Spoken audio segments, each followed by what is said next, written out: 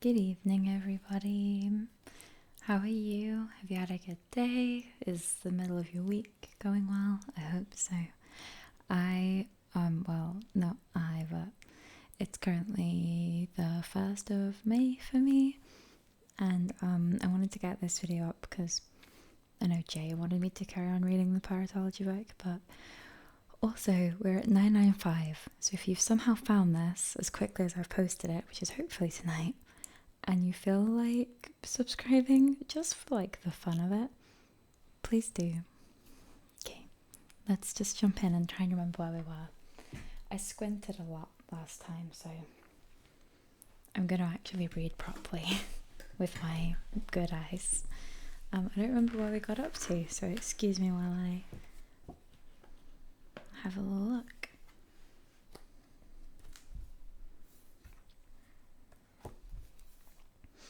Was it Krakatoa? I think it was Krakatoa. Okay, so on our last page, we talked about the fact that the pirate we were looking for, Drummond, had left a treasure map that showed the way to their plunder, which is weird because I thought we were looking for the pirate. Apparently now we're trying to rob their bounty, or their loot. That's fine. Next page. Okay. May 22nd, Madagascar. We have sailed all the way across the Indian Ocean and arrived at the island of Madagascar, the base of many of the wicked pirates who raid ships off the coasts of India and Arabia and in the Red Sea. These godless pirates often rob the ships full of pilgrims travelling from the Mughal lands in India on the annual pilgrimage to the holy Muslim city of Mecca in Arabia. We will spend months in Madagascar, for we must wait until at least the beginning of November to make an attempt at rounding the Cape of Good Hope, for it will only be then that the monsoon winds of the Indian Ocean change direction in our favour. I have decided to spend my time seeking the fabled pirate kingdom of Libertatia, which some say can be found here. A lady among the pirates. I have found no trace of either Drummond or Libertatia on Madagascar. I did, however, have an interesting encounter with a lady naturalist. Is there a definition of that you said? It was braved the dangers from pirates to study the world. Someone that studies nature.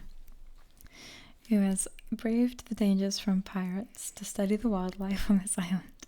She had even brought her cat along on a leash.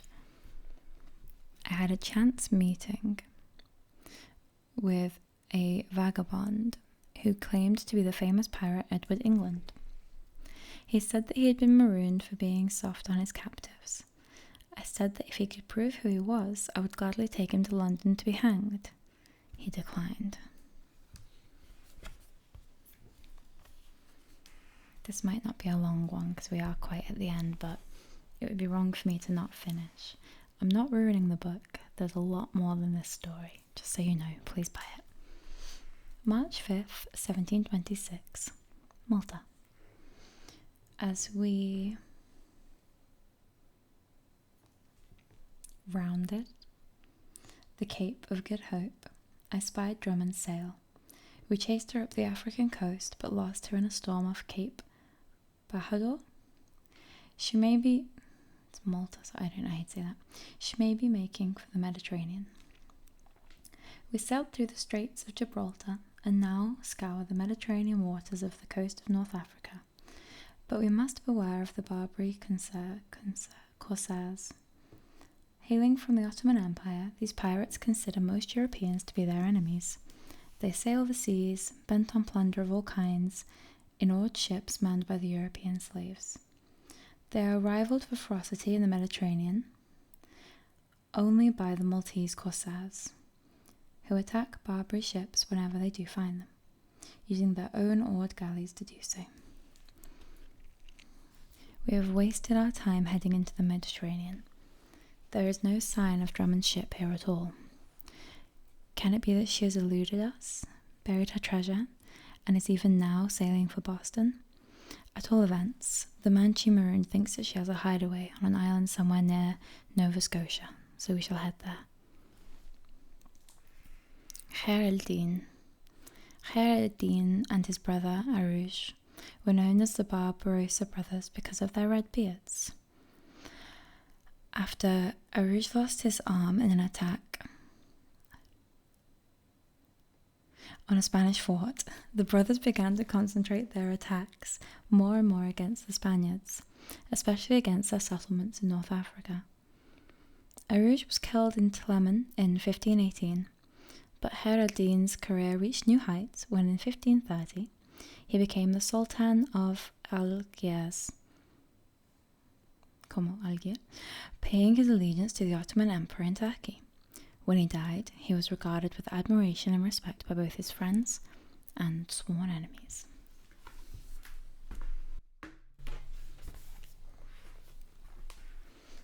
May 31st, 1726. We have left the Mediterranean and sailed across the Atlantic to Nova Scotia. The bold adventure is now in my sights. The weather is clear, so this time no storms will separate us. The chase is on. With my spyglass, I could see that Drummond, like all pirates, set a lookout in the crow's nest at the top of the main mast. This way, she can judge the strength of any ship she comes across before deciding if she will engage in battle and board it.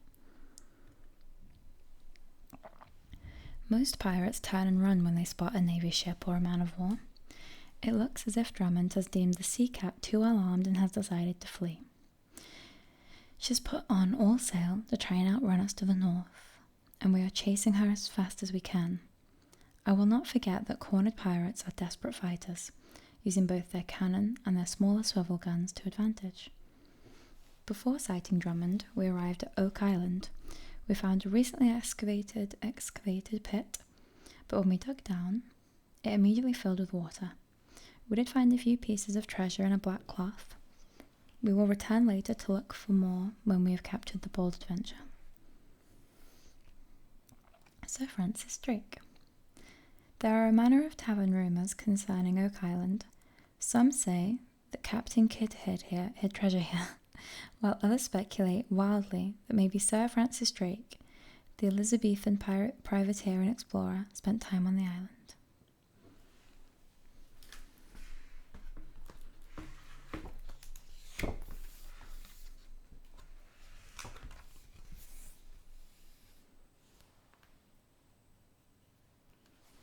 This is the last page.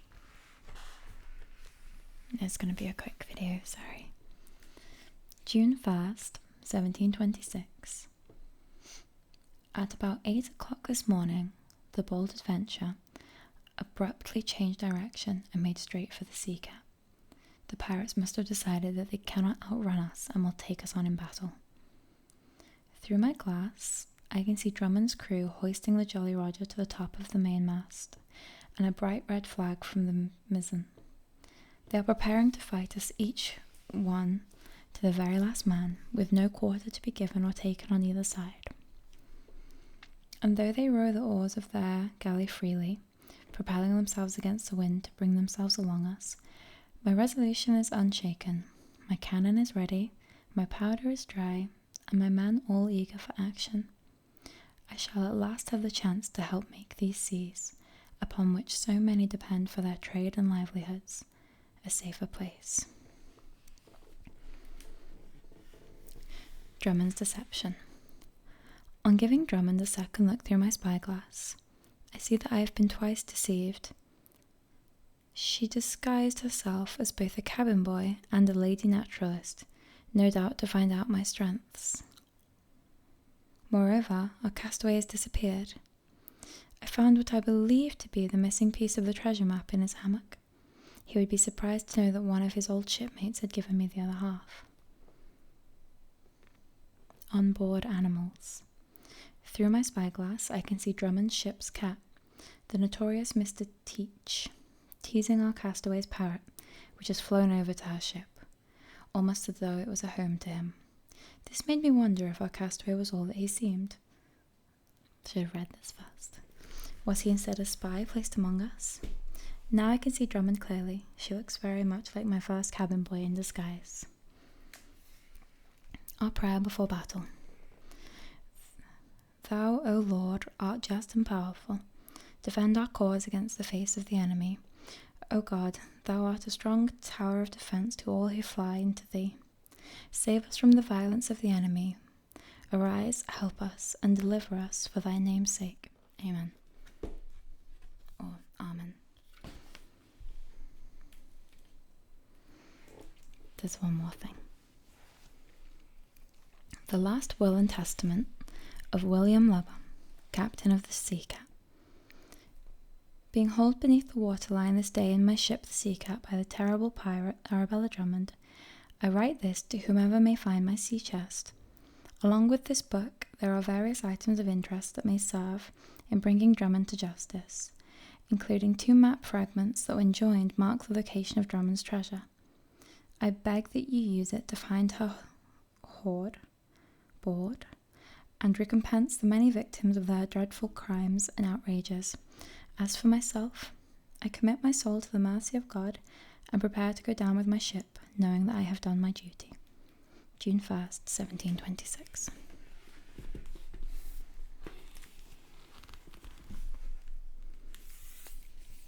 There's treasure at the back. Just thought I'd show you. Okay. I hope now you all feel that I didn't leave you hanging with the first half. We finished that part of the book, so I hope that was fine. Thank you for watching and for waiting for this one. Sorry it was so short. I do plan to find more things to read shortly, so subscribe and stay tuned. And I will see you all in the next one.